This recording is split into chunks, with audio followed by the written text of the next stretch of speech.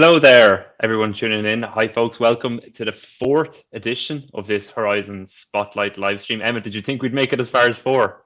Well, I hoped we would, but I didn't think we we're, would. we're going strong so far anyway. So Yeah. as you guys know by now, this is an exclusive event for members of the Horizon community. We try to hold it anyway on the last Thursday of every month. And, these Thursdays seem to go around faster and faster every single month. It's amazing to think that it's an entire month since our last one. If you're tuning in, make sure to say hello in the comments. Tell us where you're tuning in from. Tell us who you are. If you've any questions for Emmet as well, as always, we'll have a quick Q&A at the end. So if you've any questions, throw them into the comments there. I'll be keeping an eye and I'll pick out a couple to ask Emmet at the end. Famous last words, but we're going to try keep this to 30 minutes. I think the last time we came in at about 50 minutes, Emmet. So let's try keep it. It's a nice sunny day here in Dublin today. So we might try get out and get the last of the sun before it goes in. So we'll try keep it about 30 minutes. But obviously we sometimes get carried away with ourselves too. Just to remind everyone as well that of course this event is being recorded and we'll post it in the Horizon community tomorrow for anyone who misses or if you have to jump off in the middle, you can catch up on all of this. So Emmet, you sent out your agenda today, what we're going to talk about, you posted it in the Horizon community. Today we're going to cover CrowdStrike and Teladoc, two companies I think with very, very differing fortunes as of late, especially Teladoc. There's been a lot of commentary over Teladoc in the last 12 hours. So I'm looking forward to digging into that. We're going to have a little bit of a screen of the market. And then you're going to hit us with a blast from the past, which is Look and Coffee. I have to admit, this is probably what I'm looking forward to most. Really interesting to see how Look and Coffee features back in the conversation. But look, let's not hang around. Let's get straight into it, Emmet. Right, James, right. As well, news happens fast around here, as you said, and I think we do a good job at covering all of the news about our stocks in Eyes on Horizon. So as you said, rather than walk through every company as I did last month, I thought this month we'd be far more effective to just focus the beam or the spotlight, as it were, on a couple of companies. So like all the updates of all the various updates that came from our companies in the last month, the weightiest news bundles clearly came, in my mind, from CrowdStrike and Teladoc. And the reason CrowdStrike had the hands down most positive developments in the month, and Teladoc had some apparently grim news. And I'd like to just spend a little more than just a passing comment on both of those two companies. And I think I should start with the happy stuff, which is CrowdStrike, if that makes sense to you, James. Yeah, always start with the positive. So very simply, CrowdStrike is a business that's primed for serious growth. I mean, really, when I look across the gamut of news that came out about the business in the last month, it was named to Fortune 100's best companies to work for, which is great. And a lot of investors will go, yeah, but so what? And the so what is that happy team, happy employees, happy staff make for a better business because they produce better goods. But that is in the scheme of the things we heard from the last month, actually on the more trivial end of the scale, because the company was given its provisional authorization to operate at impact level 4, which means that it is now able to provide a service to the defense agencies. So our company that we own shares in the business of endpoint security is now allowed to do what it does for defense agencies. And that's a consequence, I think, of MITRE, M-I-T-R-E. MITRE are a maker of Gaelic football balls. Isn't that right, James? Yeah, that's exactly what I was thinking. In Ireland, that M-I-T-R-E, MITRE or MITRE. Is that how you pronounce it? MITRE, I would have said, but I probably pronounced it wrong. They make the national sports footballs, but they also, in America, are a non-profit research organization. I suspect it might be two different businesses, but they conducted a study on CrowdStrike's breach prevention capabilities. And lo and behold, they scored a perfect 100%. And what's quite funny is that CrowdStrike's identity protection capabilities prevented MITRE from even being able to run a test. They had to turn them off in order to allow the research firm to conduct its study. And it scored a perfect 100%. So that shows that CrowdStrike has the ultimate validation that it is now providing endpoint security to government agencies. It has a perfect score from, I suppose, a SOAP test, if you like, from an agency that specializes in this. And then what that actually means for us is that CrowdStrike's long-term financial targets have also been expedited. So where previously they said they were going to do 3 billion in annual recurring revenue by 2024, they've said that's going to happen in 2023. And they've offered a guidelines, or as they say in physics, a hand-waving argument to say that they'll be doing 5 billion in or annual recurring revenue by 2025. That's incredible. Yeah. And then just to top it all off, and sorry, James, just as I plow on, Forrester named the company as the leader in endpoint detection and response, which is ahead of the other giants like Microsoft and Trend Micro and SentinelOne. And I really, really like CrowdStrike as an investment today, especially against its prospects in I suppose we might call it Cold War 2.0. Yeah, it seems like CrowdStrike is a company where, maybe a year or two ago, it might have been more difficult to see the use case. But, when you think of current world events and just this increased focus on, dispersed workplaces and the focus on cybersecurity, it's just really a company riding the crest of a wave at the moment. This is true, because you're right. There was a tailwind from coronavirus. We all ran home. Endpoint security became a very big thing for the world on the whole. But now we have, and I mentioned Cold War 2.0. I don't know if that's a term, but you can certainly see hostilities rising with nations that, I'm not going to finger point or create hatred, but with nations that have a history of being bad players when it comes to hacking and cybersecurity. And I think that the importance of endpoint security is paramount, because that's the easiest way criminal organizations and hackers get into systems. It's through lax behavior with the device in the salesperson's hand, or just the non-expert's hand who just wants to get the job done, and getting into an organization through these endpoints. And that's where CrowdStrike provides a steel wall. And I think it's a wonderful business. It's actually now the largest holding in my portfolio, in the Horizon portfolio. And I'm glad it is, because I believe its prospects are its prospects, not I believe, its prospects are wonderful. Unfortunately, so many of our other businesses have been maligned and destroyed, and we're going to talk about that.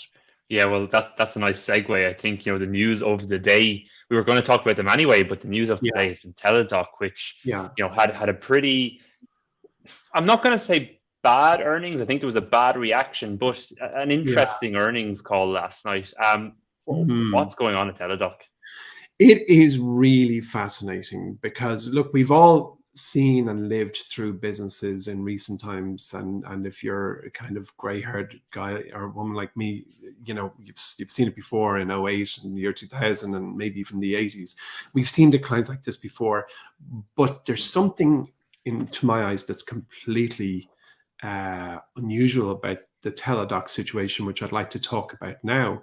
So I just wrote a piece, as you know, James, and sent to you for inclusion in our my Wall Street app. But I'd like to go a little deeper. So what I said in the piece that I wrote was that the normal stuff that I listen for in a conference call was good, and so Teladoc, I mean, its numbers, let me just say, I have them here. So Teladoc's revenue increased 25% to 565 million compared to the same quarter a year ago. So its revenue grew 25%.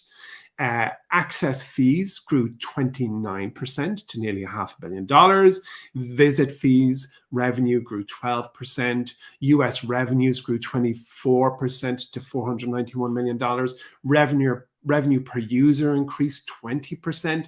International revenues grew 27%. And even the membership base grew 5%, which is the only number that I would regard as lukewarm. And it now has 54.4 million members. That's a lot of members. And all of this is to say that the business is doing what we had hoped and what we had expected. So, like, if that was the end of the conference call, it would be a non-event. I mean, the management also adjusted revenues, which I'll talk about in a minute. But in the absence of the extraordinary news, Teladoc would have been a green tick in my books. Now, Yeah. the market is just punishing everything at the minute, and that's another conversation. But let's just keeping about Teladoc at the minute.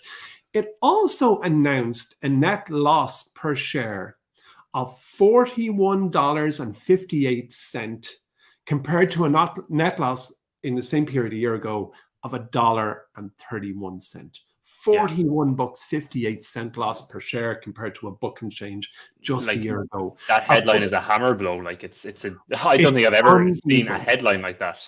Yeah, and in fact, I was looking at Yahoo Finance where they have the little chart over to the right-hand side, which shows the quarterly revenue versus losses, the revenue in blue and the losses in green below the line. And they're going to have to get it. It's going to break Yahoo Finance when they update it, because really that's, and like it's a super normal loss.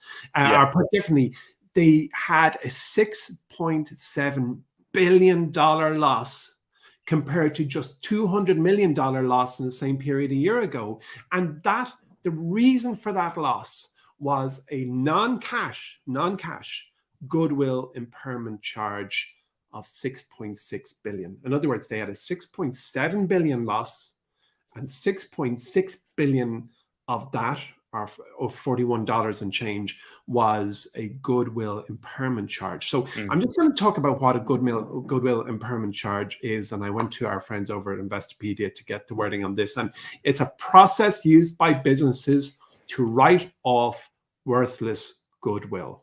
And in this case, it relates to Teladoc's acquisition of Livongo, which you and I discussed on Stock Club in late 2020.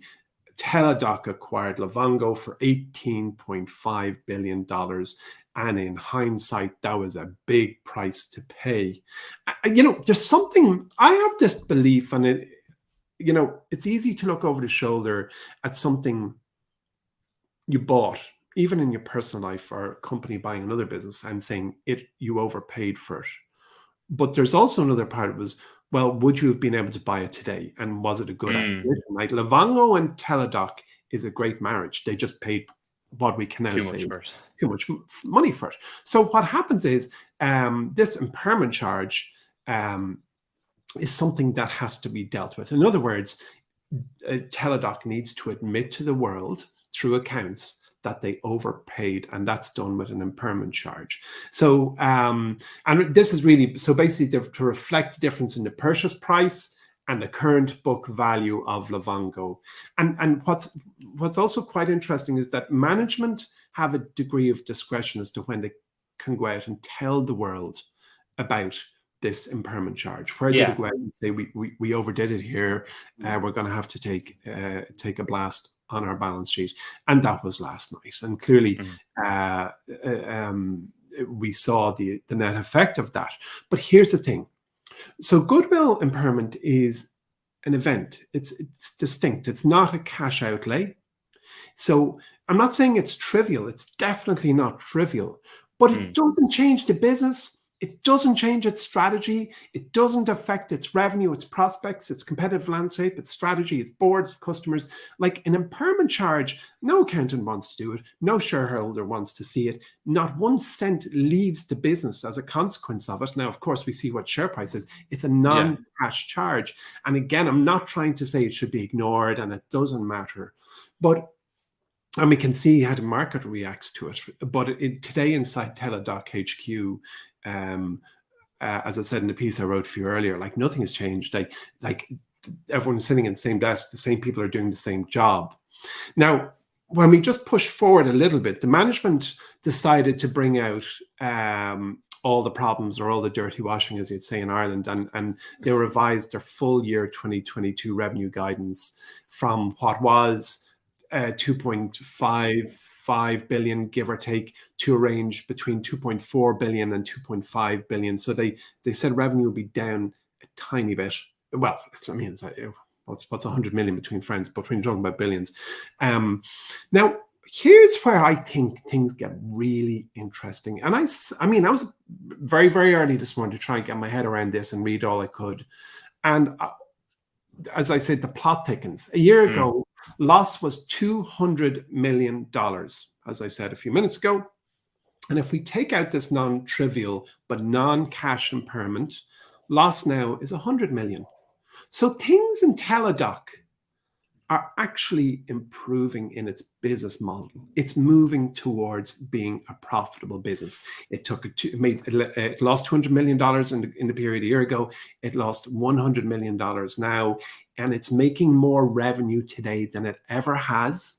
It has $840 million cash in the bank. It has forecast 20% top line growth, and it currently has more customers than ever. Nothing is trending in the wrong direction. So here's the thing I didn't say in my Wall Street app and or in the piece I wrote for you, excuse me, is that where I need to get is this Enron in 2001, which is where, as you remember, analysts were just cheerleading it all the way down to bankruptcy. And I won't remember because I was 10, but I've read about it. Well, yeah, so you're right. So I mean, but I know you've read, but like with Enron, all the way buy. That's there was a course of buys all the way until they basically went bust, and people and households and livelihoods were destroyed, and pension plans were destroyed, and it ultimately led to a change in legislation. It remains the ultimate fear for investors, though, whenever they see an event like this. Correct, it does. So we have to ask: is this Enron in 2001, or at the way other end of the extreme example scale, is it Apple in August 1985, where shares on Apple at a split adjusted level in August 1985 were 5 cents? And there were analysts going, sell. So obviously one turned out to be a disaster and the other turned out to be possibly the greatest investment opportunity in the history of commerce. And they are two extreme examples. Bankrupt or brilliant. And then there's the center point. And I really, truly believe that Teladoc has been utterly misunderstood right now. It's been destroyed. It's being maligned on Twitter. It has been, we will admit, and I not only have to admit, because it's reflected in the Horizon scoreboard and in very member of our subscribers' portfolios, and I believe me, I'm truly regretful of buying Teladoc when I was up there because I have a hindsight mirror. But I tell you something else. I am going to give it a few more days, but I'm looking at Teladoc going, this is a screaming buy. Yeah. I'm looking, I'm paused because I'm like, what am I missing? This business, if we take out the impairment charge, overpaid for Longo, not good. A good marriage of two businesses, by the way, but let's not dwell on that for a minute. But this business now has just, I don't know, it was blasted by 40% down today. When I looked, it's down 90% from its all-time highs. It's never had more people. It's never had more, never had more customers. It's never had more revenue. The management team saying revenue is going to increase a further 20%, which has disappointed people. I tell you one thing. When you are most disillusioned, when you are most disgusted with a stock that you own, when you see minus 60, 70, 80, or 90%, when you most want to sell it, that might be the best time in your life to buy it. I've lived this too many times. I sold Select Comfort, which ended up being Sleep Number, for pennies a share. If I'd have bought the day I sold, it would have been hands down the best investment in my life. And I include Tesla, Netflix, and all those other ones, Chipotle, which I bought way early. But I am looking at Teladoc now and I'm going, no. The world is either wrong or I'm wrong. And I don't think I'm wrong. I think that Teladoc has now been just taken around the back of the farmer's shed and shot unnecessarily. Sorry, that's I hope so. I'm a Teladoc shareholder myself, but I do agree. Like, I know there was obviously a pull forward with the pandemic. Very high valuation. This time a year ago or a little bit longer, but it seems crazy to me that a stock like that, and the way medicine and the world is moving, that a company like that can be so beaten down. So I think we might have a little bit of an insight there into what your current shortlist is for the next Horizon buy. I mean, I didn't go to bed last night. I mean, I'm going to give a clue in a moment when I do some screening as to what, in fact, I had on my, by the end of this call, people are going to know which stocks I'm readying to buy. I'm not saying I'm committed to buying, but I really it hurts. It is a physical pain as measured when you see an asset you own just getting destroyed. It's uncomfortable to look at it. And I really like the Horizon service. I've never been more optimistic about the stocks we own in the whole. I mean, we'll talk about that in a minute, than I am now. But you know, the market is really, it's getting really attacked at the minute. And as you said, like Teladoc got too hot in the coronavirus, the pandemic play, but then it got too cold, and now it's gone into deep freeze. It's, in my mind, it's ridiculous. That doesn't mean it's not going to go down more, but to me, it's ridiculous that a business with $800 and something million cash in the bank, with more customers than ever, with revenue going up, with a very future relevant product, has been destroyed because of an impairment charge. I just don't. Yeah. I'm not there. Absolutely. So let's move on. And just before we move on, I want to say hello. We've got people tuning in from everywhere here. We've got people in St. Louis, Missouri. We've got someone in Heathrow waiting for a flight back to Cork, Canada, Washington, D.C. I can see we've got Michael Mahoney there, who's somewhere in Galway, I think, going to a football match. Hello, Mike. I'm sure all the other listeners know Mike, who helps out with Horizon as well. But Emmet, let's move on. And I believe you have something to share with us on the screen. So do you want to bring that up and bring us through this? Sure, please. Yeah, would you do that? That would be great. Thanks. Okay, so too many windows, Emmet. Okay, so this is one of the very many free screeners that exist on the internet, macrotrends.net, and then you'll find its screener there. And what I'd like to just kind of point out is it's a very nice screener, because like the Yahoo Finance screener, which I've used for donkey's years, has every single variation and parameter and metric that you could wish to tweak. But these guys have done a good job at reducing it to what I would say what matters. So if you look at up the top left-hand corner there, what they're currently looking at, what's listed on the right-hand side of the screen, are 6,334 companies, which is, you could just say everything listed in America. I'm sure there's some more, some less, but like 6, that's too many to go into deep research. But what I'd like to do is just to start to narrow the boundaries on this list in the way that I do when I'm sitting here researching, just to see what we can see. And I just think it's kind of useful for people. So one of the things that we know is that businesses that are within a defined range have different returns profiles. So I'm going to look at small to mid cap companies. So I'm going to look at businesses between value market cap of 500 million and 5 billion. Okay, so that's a reasonably wide. But if you look, as soon as I do that, I drop this 6,300 or whatever it was down to 2,000. I've literally excluded a whole pile of businesses that are either too small or outside the boundary. And by the way, James, when I last studied this, and it was quite a while ago, the market cap of a business that has the highest probability of tenfold returns is $2 billion. Okay. And you will actually see in the Horizon portfolio a mosaic of that thinking. But I've put between 500 and 5 billion, 500 million, 5 billion, we've reduced it down. The next filter I'm just going to throw down is a P ratio of a small one, which is literally just to say, I want a profitable businesses in that range. So PE greater than 0 means it's a profitable business. And I'm just going to put in a minimum share price just for the sake of reducing the list of $10. Okay. So now all of a sudden our list of 6,000 stock, and by the way, that $10, you know, they say anything below $5 is a penny stock, but I've chosen $5 here just to kind of reduce down the business. We can play with those parameters and look at other things.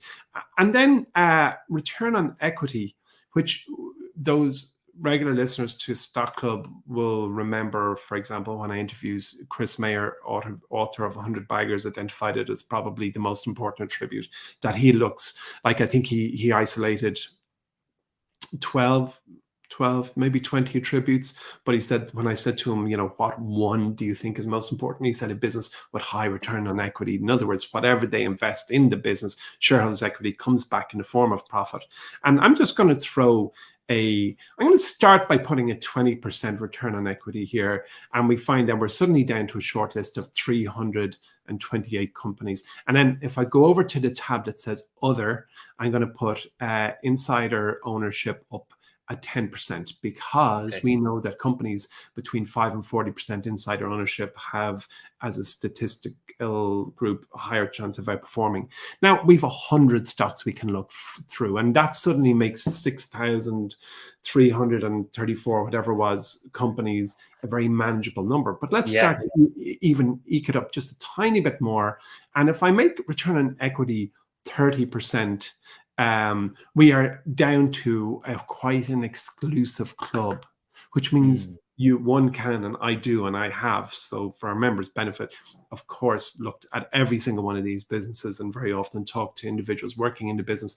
And when I look at this company, a list of companies of 51 stocks, what jumped out at me was this fella, ProGuiney, which is a pitch that I don't own shares in ProGuiney. I pitched it for Horizon. But if we put very stringent guardrails around the 6,000 and bring it down to a kernel of 50 companies, there's ProGuiney, a business that's profitable, still in a nice size, huge returns on equity, great insider ownership, operating in a business, that's hovering in the wrong place, operating in a business that I believe is very future relevant. And that is like, when I looked through all of these, and Camping World Holdings, CWH, that was a stock that you and I spoke about. I can't remember if we spoke on a podcast. But do I see WWE at the top there? Yes, they always make it wrestling. there. Yeah, they always make it there. They're a very capital efficient business, but apparently their unionized wrestlers are suffering all kinds of brain injuries. And it's a very unhappy place to work. And for ethical reasons, I've never really gone there. But I just don't believe that the future is WWE. I believe the future is in everyone being entitled to the maximum best chance they can for their fertility odds. Here's another one, Revolve. I'm going to talk about this on next week's podcast, if you have me. but I literally just wanted to show people, here's a nice, simple screening tool that allows you to shortlist those 6,000 plus businesses to a nice small circle of numbers, a small circle of companies that you can kind of go deep on. And there, bang in the middle of it is ProGuiney, which I have pitched for Horizon and have not yet opened a position on. On page 2, you can see other names, like there's AMC Networks, Fulgent Genetics, which I haven't gotten too deep on. I know my friends over at the Fool are fans, and that's the end of it. So you've a nice list. So I just thought it'd be worth throwing that up there, having a quick look, and saying to our members, go there and just explore the stock market. Yeah, absolutely. That's fascinating. Let's move on. Look, I've got itchy feet here waiting about Looking Coffee. So, yeah. Now, why is Looking Coffee back in your radar? Well, yeah. So, according to a report in the what are we at? It's past. I don't believe it. We never seem to be able to do this. But here, I'm going to say this quite quickly. But according to a report in the FT Financial Times in January, Looking Coffee is exploring options to relist its shares in the US before the year ends. So I thought it might be worth just commenting on this, because I never stopped watching the stock after I pitched it, after I bought it, after I sold it, after I explained why I sold it. And more relevantly, I never stopped liking its prospects. Now, it was completely corrupt to the core. Yeah, the fraud. You didn't like the fraud.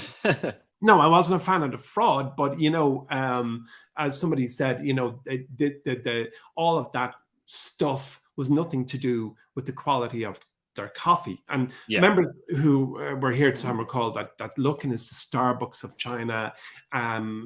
I suppose is how we describe it to a Western audience. And it had at that time fabricated $300 million in false sales. It was delisted from the NASDAQ exchange nearly 2 years ago. It was summer 2020. And then 6 months later, Looking agreed to pay a pretty big settlement. It was like $180 million for accounting fraud charges. The SEC, Security and Exchange Commission, had imposed this fine on them. And they claimed as well that Looking had raised, it was $864 million from investors during a time where they falsified accounts. So it was chaotic. It was controversial. It was corrupt. It was just, I need another C, chaotic, controversial, corrupt. Crazy. crazy. It was crazy. But so the word on the street is that Luckin is now exploring whether to relist on the NASDAQ this year, which is a very tough secret to keep. When it's a matter, of course, that when you're about to list, you have to hold meetings with investors and advisors ahead of a proposed relisting, as well as discuss other options for capital raising. So you don't basically go out in secret, and you don't decide to list or raise new money in total privacy. It's just not possible. So there are two broad concepts that I needed to get my head around, and I just wanted to flag it here. Those two concepts are Chinese companies listed in America okay? Yeah. And is Luckin itself okay? So on the first of these two, what's very interesting is the fact that relisting in the US faces fewer regulatory obstacles than a new Chinese company planning to IPO, because its shares are already traded there and it has continued to file earnings reports and it's already on the books. It's already in the system, and that is the case for Luckin. And then on top of that, China's security regulator, or China's SEC, has proposed revisions to China's secrecy laws, which removes the requirement that only Chinese auditors can audit Chinese companies. And actually that might have even passed. I'm not certain yet, but this was a key sticking point between China and the US for 10 years. So America was saying, if you want to list on our exchanges, we need US approved, if you like, auditors. And China was like, no, we'll provide our own auditors. Then cut to Luckin and we see what happens. So although I'm not saying a Chinese auditor did that, I'm not going to go there. But so the Chinese company listed in America risk appears to be reducing fast, because I don't think either China or America Inc., the capitalist part of China and capitalist America, utterly want to divorce themselves from each other's businesses. So I believe that the risk of a Chinese company listed in America is something that is getting under control. And I think that the system there is good for Luckin to go at it again, because they're already listed. Then there's Luckin itself. And since it delisted, it's been growing like mad. It has been growing like crazy. And in that FT Financial Times piece, as they said, like, none of the allegations related to the quality of their coffee. And in December, just gone, 5 months ago, it reported that third quarter revenues had grown 106% on the year to about $370 million. And that it now has 5,671 stores.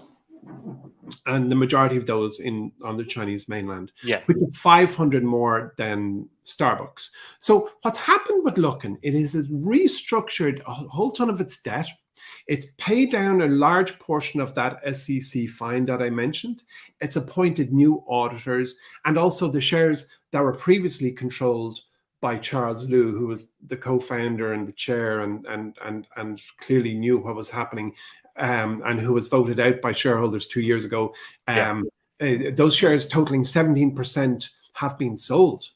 I think they have, or at least that was the intention. I'm not 100%, but I'm 90%. So what I'm getting at is this: Luckin may actually be a great investment while it sits in the pits of disillusionment and away from most investors' stock screens, because it's an ADR and because it's Chinese and because it was corrupt and because this, that, and the other. And if it relists, and that's the bet, if it relists, that's the entire premise of this, unfortunately, is a bet. If it fully relists, then I think that its market cap today, which is like 2 billion when I looked a few hours ago, it will look quaint. And it's an unfair comparison to put it beside Starbucks, but Starbucks market cap is $87 billion. Luckin is $2 billion. But that comparison is not completely irrelevant. There is information there which basically says, well, what does a healthy global coffee chain's valuation look like? And currently it's 87 billion for Starbucks. What does an unhealthy, I feel like, a recovering Chinese coffee chain look like that has now more stores in China than Starbucks? It's 2 billion. And I just think that disparity just strikes me. And I'm not saying I'm bailing back into Luckin, but in my research on the company, I was left thinking this is bargain basement, and if they relist, something, those who are into it or into a little bit of risk could buy the ADRs and do worse. It's definitely an interesting point, because I think it strikes on some things. It reminds me quite a bit of actually what we spoke about on the Stock Club podcast. I think it was last week. Rory talked about WeWork, and he gave his extended pitch in the My Wall Street version of Stock Club. And WeWork is another company that the underlying idea isn't that bad. It's actually quite relevant. People like coffee. People obviously remote work. It was the management, it was the operation of the company that kind of, burned shareholders and our private shareholders, I suppose, in WeWork's case. But the underlying thesis isn't that bad. So I suppose it takes a bit of humility as an investor to maybe be able to go back and draw a line under past mistakes and go back and say, look, objectively, this is still an interesting company, or this has become an interesting company again. Entirely. Well said. You're dead right, because it is a human condition to draw two lines under a decision you've made, and to just double down on that decision. And excuse me, what I'm getting at is like selling look and, oh, it's corrupt, it's gone, it's dead. It's not the last chapter. Looking right now as I am speaking to you is handing out hundreds and hundreds of cups of coffee through its thousands of coffee chains. And that is a business that's taking in good money, is growing fast, and I think will rise again. We just want to be sure that all the wrongs have been righted, and that the mechanism to participate in its growth is right for us. And that's kind of like a full listing, because the other is that they decide they're out of America, goodbye, we're not relisting. And that equally might happen, but just reading the tea leaves, as it were, just reading the coffee beans. Reading the coffee beans, I think that it's just like everything else, been crushed, and it has a pretty ugly backstory. I think I suspect it's going to be a giant.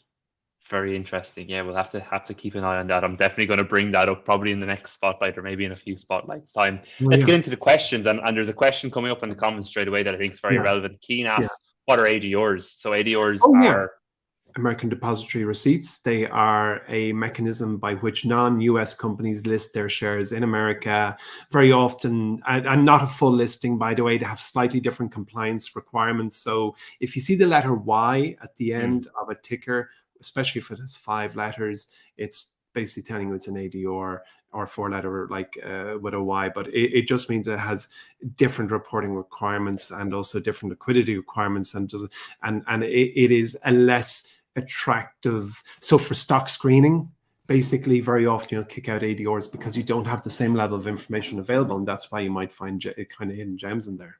Yeah, absolutely. Let's go to some of the questions that were collected. If you have any questions, remember, stick them into the comments there. We're going to cover as many as we can in maybe the next 7 minutes. But I'm going to go back to some of the questions we collected in the Horizon community. Jay asks, with the current state of the market in particular and the Horizon growth stocks, do you still realistically believe that we can achieve our initial goal of 10xing our money in the next 10 to 12 years?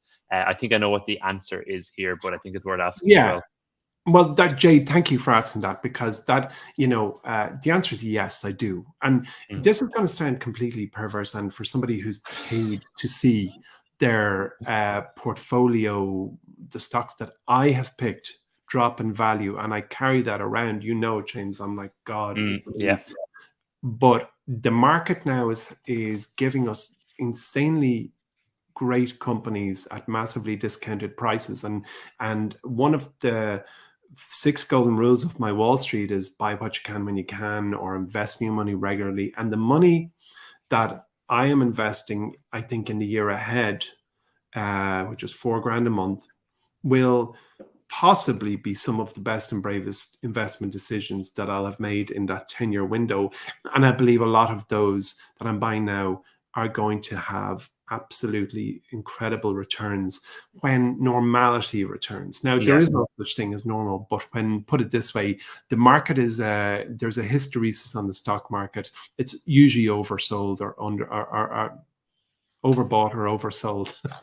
It's either too high or too low. And the only thing is, you got to start when you can start. And I believe right now that we are looking at, like, picking stocks now is an easier job than it was a year and a half ago. It really is.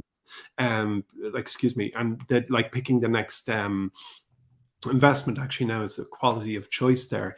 Doesn't mean that each stock I buy is going to be at the rock bottom prices. Like we saw ProGuiney there. I could invest in ProGuiney in the next stock purchase I make, only to find it drops another 20, 30, 40, 50%. But we are buying quality business that are future relevant, and that some of the 24 stocks that I have on Horizon are going to utterly compensate us for the ones that fall by the wayside. And that's the absolute point of it, really, when you get down to it. Another question here from Jay is there any stocks in the current Horizon portfolio that you wouldn't buy today? There are, yes. Alas, I mean, I wouldn't jump on Clover. It doesn't mean that I'd sell it, as you can see, or else I'd sell it. But that's an important distinction to make, isn't it? Because you look at some companies, and whether you buy them or whether you hold them and sell them, that's a completely different question. Yeah, correct. Yeah. So very often, I mean, there's tax planning. I mean, we won't go there, but if you're in a tax sheltered account where there's no tax benefit for turning over a position that's in the red, and if it's now I don't want to say negligible, but if it's of such small percentage of your portfolio, the benefit of selling it mightn't necessarily be huge. So there's a few that I wouldn't buy, and I think there's a pattern you'll see in the buy alerts I'm issuing, that I'm constantly focusing on a few, and I really still believe in each of the businesses prospects in there, but there are stocks that I wouldn't necessarily buy right now. Okay. Will I list them? You have a few to hand, yeah. Sure. Okay. So let me see. I love Airbnb. So that's a buy. I think Alteryx is really on the up. I think it's fixed an awful lot of its structural problems. So I would buy Clover, just because they are trying to take down a duopoly. They have a very characterful CEO, and it's one of Chamath's friends, and it came to our folio through IPOB. Was it IPOB? Was it I can't remember now. Third one, IPO Open Door was the second one. IPOC, I think it might have been, was it? I would love to have this Nobody Say Anything podcast about Chamath, because I've spoken to a few people who know him very well and worked very closely with him, and that's all I'll say. But anyway, but he did put himself out there as the next Warren Buffett, and if somebody says that, you kind of think, wow, that this guy has self-belief and obviously has something. But anyway, CRISPR is going to change the world. I would buy it now and just leave it and go to a desert island. And I've even been toying with pitching Editas for Horizon, which is I don't want to say the Pepsi to their Coke. There's about 25 companies that I have on my list that are all in CRISPR. But I think CRISPR it will be a humanity defining technology, and I love it. What price? CrowdStrike, as I said, love it. DocuSign, incredible business, future relevant. Like, are we going to be pushing paper around forever? DocuSign has had its troubles, but its CEO was bailing into buying shares recently. Etsy, wonderful business. Some of the sellers are forming a union, which is kind of funny because they're not actually employed by Etsy. But yes, love it. I would buy shares in Etsy. EVTOL, I pitched. I wouldn't buy it right now, but I'm very interested in it. That's the electric vehicle takeoff and landing. But it's not on the folio. It's in my watch list. Love it. But won't be buying. I would not buy just yet. Fubo TV hit $4 today. I think it's in value territory. I really do. I don't think that. I totally get it. Look, Netflix has been, we all hammered, destroyed. But I think Fubo TV has enough. Now, there was a very clever post that I meant to respond to in the community by, maybe it was Damien or Ronan or Jay or someone, but it was like, have you considered following with Fubo? And I had considered most of it, and one or two points that was raised, I was like, no. And I have spoken to some people about Fubo. I won't go there, but would I buy Fubo today? Yeah, I probably would, even though it's on the watch list. I don't own it. Guardant Health, put pause on it.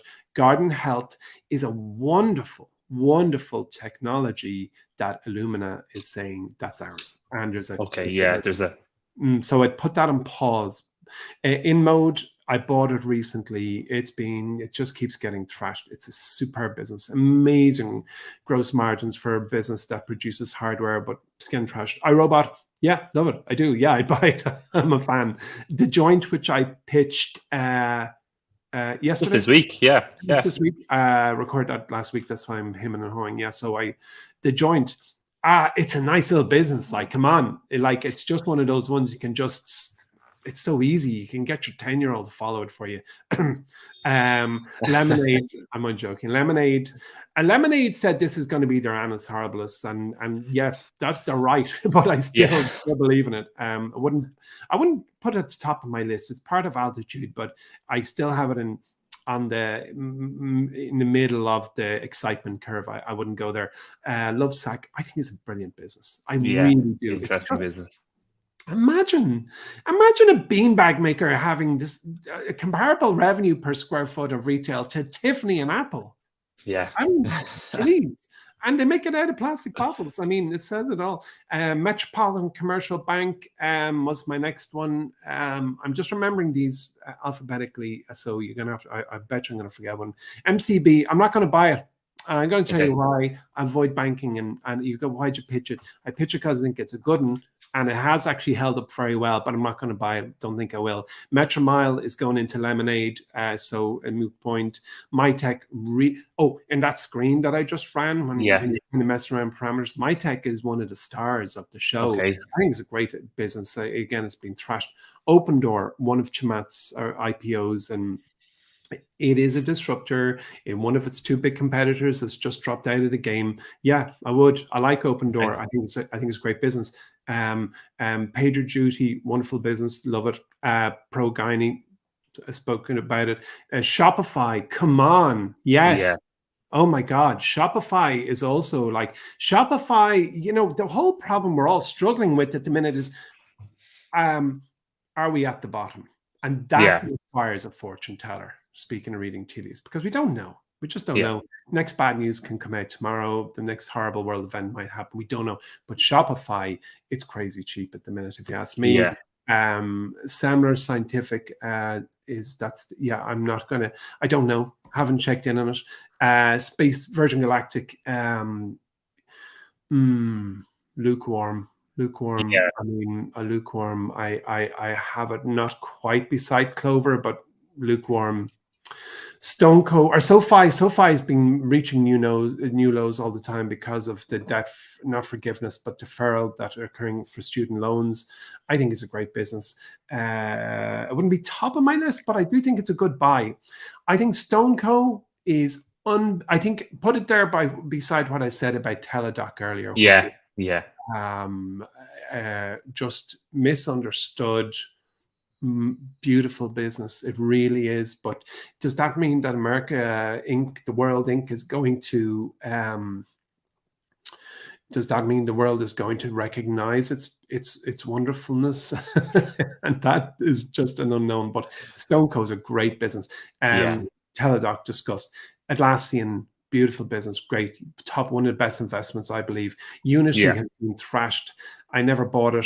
I'm still watching it. It's like $68 or something at the minute. I would like it. I do like it. I mean, I wouldn't buy it just yet. I'm still just watching. In fact, it's around 16 years, still hasn't turned a profit. The metaverse, okay. When I was chatting to Aaron Bush on a podcast not long ago, he was a big fan of Unity. So it's an interesting one. Yeah, that's right. He was. I heard that one. Nice interview, by the way. Upstart, yeah, totally believe in Upstart. I love its prospects. Wrap has been destroyed, but it is growing like crazy. But it's $2 and change. Oh God. And then WXY. No, that's it. I think that's everything. Well, look, I don't think any of us expected a quick fire round like that, but that was fantastic. So thanks for that, Emmett. I think it was really interesting. I mean, that's my memory being tested to the max. There's steam coming out of my ears here. I was going through them. I don't think you missed any. I think you hit them all. So that's pretty good going. Pretty good going.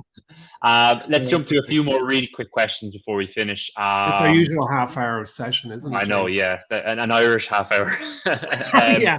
We should start a half an hour late. So, quick question here. I think this is an interesting one. Tesla, why is it a candidate for Horizon? Why not? Yeah, Tesla and Netflix, I have to say, are now candidates. Netflix, I have to get deeper under the hood there, but look, ask yourself, not you, James, but the world, ask yourself, will Netflix be around in 20 years, or is it headed for the dust can? Or is this analogous to being able to buy Coca-Cola shares in 1980, which you just know was going to be around forever, but it just takes patience. And I am a believer that Netflix has it all figured out. And I know they had a pretty horrible quarter there with 200 million loss, lost customers. No, 200,000. 200,000 customers. But Netflix and Tesla, yes. Tesla's first mover advantage, which is a time-limited strategic advantage in the world of electric cars, has put them in the first place, so far ahead of everyone else in electric cars. We all know that. That's a boring lecture, but it's the technology it has in its powertrain for other vehicle types that have yet to emerge. I know Kathy and ARC is a massive fan, and her price target is like, I think, $4,600. Yeah, it's a candidate for sure. Yeah. But would it, it's still about $1 trillion, I think, market cap. Like, will that 10x? Yeah. That's why I'm pausing. I really am trying to, I think I said to you before, James, the last thing I do before I commit to recording a video for Horizon is, do I really think, just parking everything I've learned and just looking through the window and daydreaming, think this can be 10 times bigger based on all the market stats and strategy and things I know. And Tesla, well, maybe, maybe it's $1 trillion plus business. Can it be 10 trillion? Maybe. Who knows? I don't think anyone thought Apple would get to 3 trillion, which, as everybody knows, is a hard sentence for an Irishman to say. 3 trillion. 33 and a third trillion. I'm just looking through the questions here. I think, you actually answered a lot of the questions, which are kind of run through the list. So guys listening, I hope that really, really helps you guys kind of on Emmet's thoughts on, there's questions about with so many of the growth stocks sold off, what your feelings are on certain companies. SoFi mentioned there. There's a couple more, what other companies are you interested in? Altitude stocks. So I think you hit on a lot of those with those questions. I'm just looking here. Quick question about stagflation. So do you think, we're going to suffer from that in the near future? Do you think we are suffering for it now? So that's kind of when we've got slow economic growth, high unemployment, rising prices. Is that something that's on your horizon as a risk for Horizon? Horizon? It would be foolish for me to say that the macroeconomic environment is not going to play a big role at the poker table. But what I was very interested to read yesterday was a paper by the chief economist for USB Bank, whose name is Paul Donovan, and who's very astute economist, probably how he got the job. And he reckons that inflation we're at peak inflation and it's going to start to drop soon. Now, I might share, actually, I will share that in the Horizon community with full credit to the author, and they can read that. But where the macroeconomic market is going has never been my forte. Evidently, or else I wouldn't have been buying shares a year ago, or else I would have said, I think. But the thing is, our strategy here is time proven. Not just by me in my life, which is only 47 years, or well, if we take investing life, 25 years, whatever, but it's proven since post-Great Depression that regular investing in quality, future relevant businesses at regular intervals is a way to create generational wealth. When I think about stagflation, honestly, you'll get as good an opinion from the guy you bump into in the pub or McDonald's or whatever. That's very truthful. I could formulate an opinion, but it's leaning on other people. When I speak about my opinion on Teladoc, I didn't ask someone. I just sat down and read it and formed my own opinion. When it comes to macroeconomics, I'm like, maybe, it's going to play a role. But will we see continuous high inflation, labor costs? Will we see? Probably there's an awful lot of other better opinions than mine out there. Yeah, absolutely. There's a few other questions. I think we've kind of covered most. Damien, I can see you're asking about kind of the best approach to take with so many growth stocks in the ground, dollar cost Yeah. averaging or increasing the amount you're investing. Look, that's, I think, Emmett, you would probably say, I'm kind of answering the question for you. It's really your own personal appetite for risk, your own approach. I know dollar cost averaging is something people take, which is kind of a little bit of a lower risk approach. But as you said, there's a lot of companies out there that look very, very attractive at their valuations right now. So really something I think that's it's a personal question and what you're kind of able to manage yourself and obviously do responsibly as well. Question here about Shamat. I think we touched on that too. So Emmett, I think we're done. Actually, there's a question here. Can we interview stock market nerd Brad Freeman? Yeah. We'll definitely reach out to him, see what he chat to us. But Yeah. I think it's worth pointing out we have a few really, really Yeah. good interviews coming up. We've got Beth Kindig that's coming out in Stock Club in 2 weeks' time. We've got Austin Lieberman. And we've got who's the other person we've seen? Brian Feroldi. Brian. Yeah. He's written a book. He wrote to me, said, "Can I appear in the?" I said, "Yeah, can you watch?" Yeah, absolutely. Some really, really cool cool interviewees coming up. As always, look, Horizon members get the pick of the questions. So if you've any questions for any of these, we'll put posts into the Horizon community beforehand. If you've any questions for any of these master investors, please let us know. The Beth Kindig interviews recorded already. That'll be going out in 2 weeks' time, but keep an eye out for that. That's a really, really good one. Yeah. That's it. A tight half hour there, Emmett. Yeah. Only 55 minutes. Guys, thanks everyone for tuning in. Again, I hope you find these spotlight sessions enjoyable. If you have any feedback, thoughts, recommendations, suggestions, anything like that, please make sure to get in touch. You can usually find us on the community. That's the fastest place to get in touch with us, and we're always keeping an eye there. So yeah, please give us your feedback. These sessions are for you guys, so we want to make them as relevant as possible for you. Thanks, Emmet, for spending time with me this evening. I hope we get out and enjoy some of the last sunshine here in Dublin because it is a rarity here. From both of us, we'll talk to you guys next month. Thanks for joining us. Thanks, James. Thanks, everyone.